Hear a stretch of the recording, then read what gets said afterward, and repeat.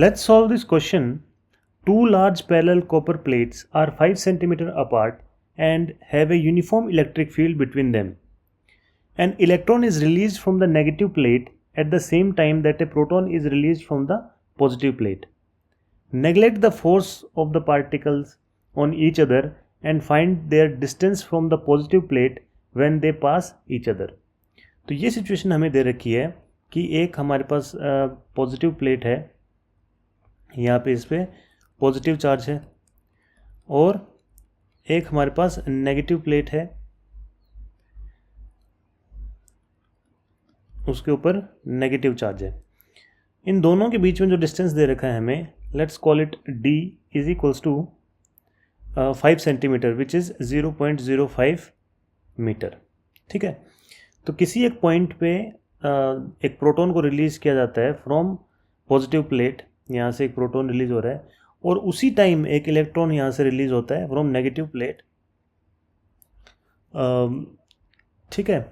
तो हमें पूछा क्या गया है कि एट दैट पॉइंट, जिस पॉइंट पे ये दोनों एक दूसरे को क्रॉस करेंगे, सपोज प्रोटॉन यहाँ पहुँच गया और इलेक्ट्रॉन यहाँ पहुँच गया, ये और इस मोमेंट पे जो डिस्टेंस होगा हमारा पॉजिटिव प्लेट से, वो हमें कैलकुलेट करना है. Let's call it x. Okay. ठीक है. तो अभी अगर हम देखें तो इन दोनों का जो प्रोटॉन का जो चार्ज होता है, charge of proton QP is equals to charge of electron, अगर इनका मैग्नीट्यूड हम देखें, which is equals to E. Okay. ये चार्ज का मैग्नीट्यूड होता है इन पे, ये नेगेटिवली चार्ज होता है, ये पॉजिटिवली चार्ज होता है, बट इन दोनों का मैग्नीट्यूड सेम होता है, which is 1.6 into 10⁻⁻19 coulomb. Okay. तो इनके ऊपर जो फोर्स लगेगा वो भी मैग्नीट्यूड उन दोनों का सेम होगा, बस डायरेक्शन डिफरेंट होगी. सपोज ये इलेक्ट्रिक फील्ड है, ये हमारी इलेक्ट्रिक फील्ड है की डायरेक्शन है यहाँ पे.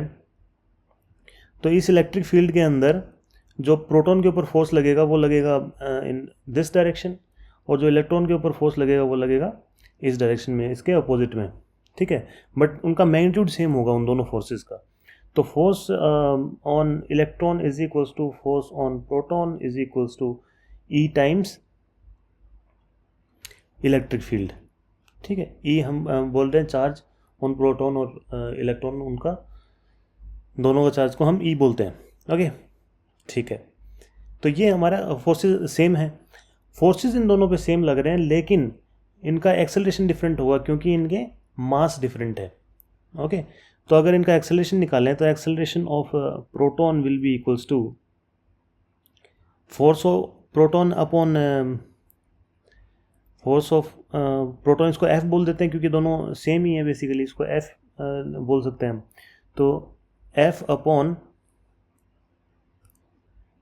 मास ऑफ प्रोटॉन, और acceleration of electron will be equals to F upon mass of electron. ठीक है. तो इन दोनों के हमारे पास एक्सेलरेशंस आ गए. अब अगर हम यूनिफॉर्मली एक्सेलरेटेड मोशन की इक्वेशंस यूज़ करें इस केस के अंदर, हमारे पास डिस्प्लेसमेंट है, हमारे पास इनिशियल वेलोसिटी है इन दोनों की, तो हम इजीली अप्लाई कर सकते हैं हमारी यूनिफॉर्मली एक्सेलरेटेड मोशन की equations. Okay.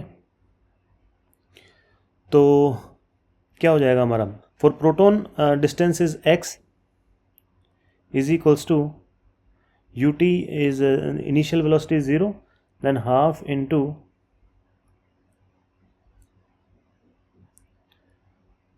acceleration of proton times t square. और इलेक्ट्रॉन के लिए क्या हो जाएगा हमारा, d minus x is equals to half into acceleration of electron times t square. तो ये हो जाएगा x is equals to half F upon mass of proton times T square, और ये हो जाएगा हमारा d minus X is equals to 1/2 F upon mass of electron times T square. अब यहाँ से देख सकते हैं हम कि टाइम जो इसको यहाँ से यहाँ तक लगेगा वही टाइम इसको यहाँ से तक आने में लगेगा. तो इन दोनों में टाइम हमारा सेम है, फोर्स इन दोनों का सेम है, तो Ft² वाली जो टर्म है इन दोनों इक्वेशंस में, वो हम इक्वेट कर सकते हैं दोनों की. तो क्या हो जाएगा हमारा, 2 times mass of proton times x is equals to 2 time mass of electron times d minus X. यहाँ से 2 से 2 कैंसिल हो जाएगा। अगर हम मास ऑफ इलेक्ट्रॉन और टाइम्स एक्स वाली टर्म लेफ्ट हैंड साइड में लाएंगे तो क्या आ जाएगा, mass of proton plus mass of electron times X is equals to mass of electron times D. और यहाँ से क्या आ जाएगा हमारे पास, x is equals to mass of electron times d upon mass of electron plus mass of proton. Okay, अब हमें जस्ट वैल्यूज रखनी है इनकी। हमें पता है कि mass of proton is equals to 1836 times mass of electron. अगर ये हम यहाँ पे रखेंगे मास ऑफ प्रोटॉन की जगह, तो हमारे पास आ जाएगा x is equals to mass of electron times d upon 1837 mass of electron. Mass of electron से मास ऑफ इलेक्ट्रॉन कैंसिल हो जाएगा। x is equals to d upon 1837, d is 0.05 upon 1837।